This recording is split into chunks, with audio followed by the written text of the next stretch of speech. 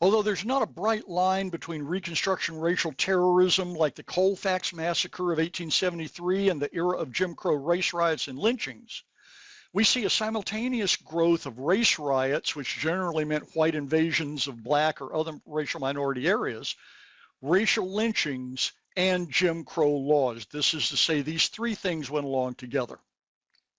In the aftermath of federal withdrawal of support for black equality, and in the Redeemer era, when state governments were notoriously and deliberately weak, local white communities imposed their own power over local black populations through extralegal violence.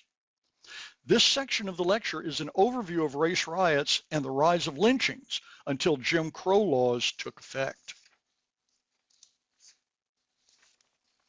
Race riots, that is, invasion of minority neighborhoods by whites, or as in the 1918 Houston riot, armed resistance by minorities, spanned our entire time period, but became more regular during the Progressive era.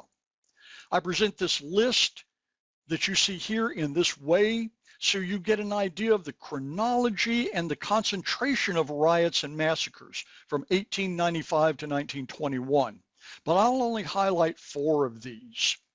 Please be aware that I provided QR codes to online sources for each of these riots: Wilmington in 1898, Atlanta in 1906, East St. Louis in 1917, and Tulsa in 1921 on the following slides.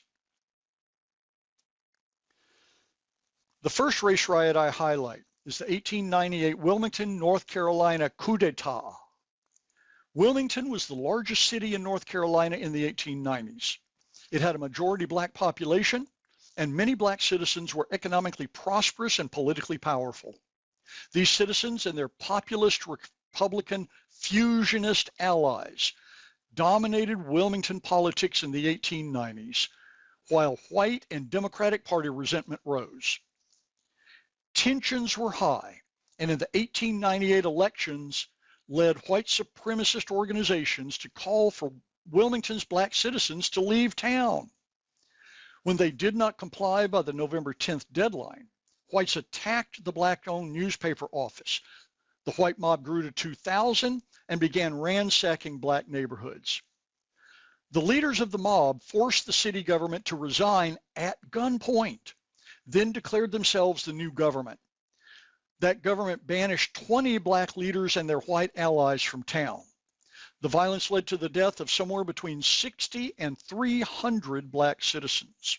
The end result was the North Carolina legislature passed voter suppression laws to prevent blacks from accumulating political power like they had prior to 1898. The 1906 Atlanta riot was similarly motivated by the emergence of a black elite and the political insistence by white supremacists that black elite and all black people be disfranchised. Atlanta newspapers have been stirring up white supremacist energy because the managers of the Constitution and of the Journal, competing newspapers, were both running for governor. In late September, these papers published lurid and unsubstantiated stories of attacks by black men on white women, and a mob attacked the black business district of Atlanta on September 22nd, 1906. Though the militia appeared, white squads continued to invade black neighborhoods for the next couple of days. On September 24th, armed black men met in the Brownsville neighborhood of Atlanta and were attacked by the militia, with 250 blacks arrested. In the end, the black community split along lines of class, and Georgia passed disfranchisement laws. The riot in East St. Louis, Illinois in 1917 was similar in cause, size, and result to that of Wilmington as well. So much so that in 2008, historian Charles Lumpkin called it an American pogrom, the deliberate destruction of an entire community. The Great Migration of World War I brought thousands of black workers to industrial cities where they met political, social, and economic resistance from whites. In 1916, black politicians and community leaders began to create a successful political machine not beholden to either Democrats or Republicans. And soon thereafter, the White Central Labor Council began organizing to demand white officials halt black immigration that the unions claimed drove down wages. Racist rhetoric prior to a city council meeting on May 28, 1917, led to that meeting breaking into a riot that invaded black neighborhoods and assaulted people on the streets. It was unorganized, but had to be suppressed by the National Guard. Nevertheless, the civic authorities did not prosecute, even for killings. The situation simmered in June, then erupted again on July 1st when whites began attacking blacks. Blacks organized into armed self-defense groups, one of which killed 2 policemen. That set off a white invasion of the same black neighborhoods as in May, with the express purpose of driving blacks out and making East St. Louis into a sundown town. That is, a town where blacks could not be seen after sundown. The National Guard arrived on July 3rd, but allowed the riot to continue for the rest of that day. Estimates of the dead range from 40 to over 200, and between 6,000 and 7,500 refugees fled to St. Louis. We don't know how many others fled to other towns, but when some returned, their property was burned or looted. Although the black community was not completely destroyed, it was so damaged that it never again vied for political power. Finally, we'll finish this grim litany with the so-called Tulsa Massacre just after the end of our class's formal period in 1921.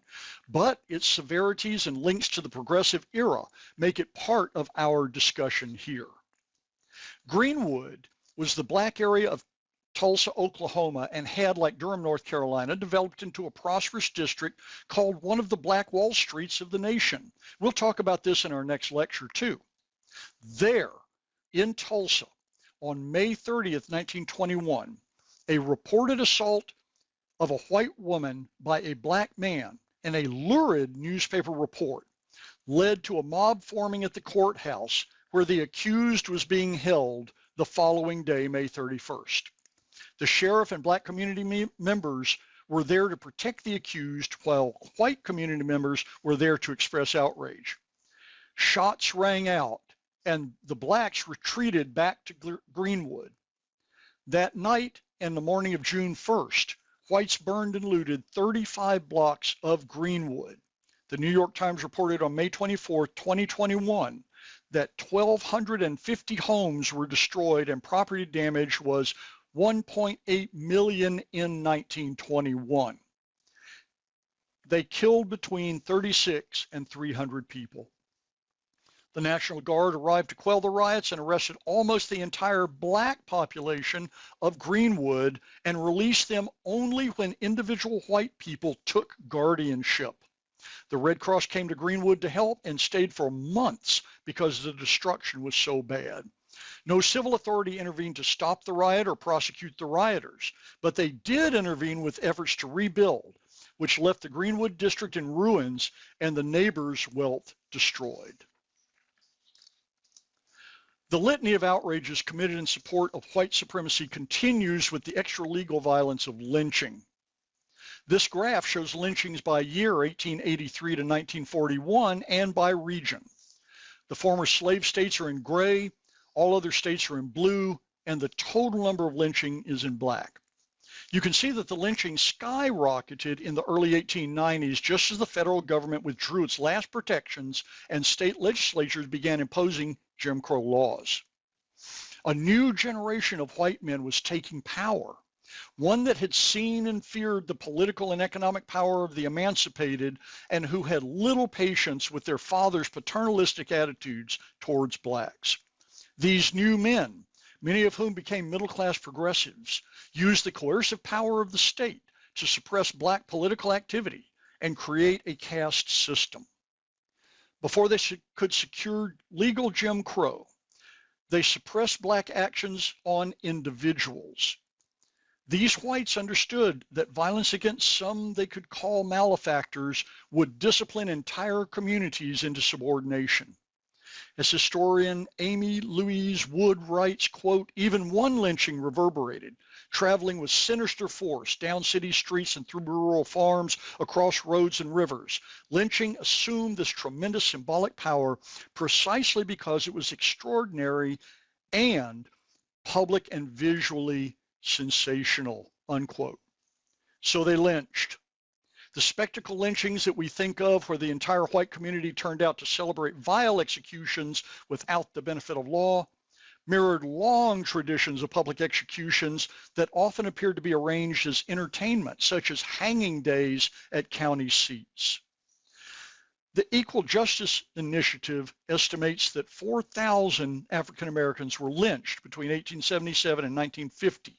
And though the total number of lynchings, regardless of race, dropped after 1910, it rebounded at the beginning of World War I and then again between 1918 and 1922.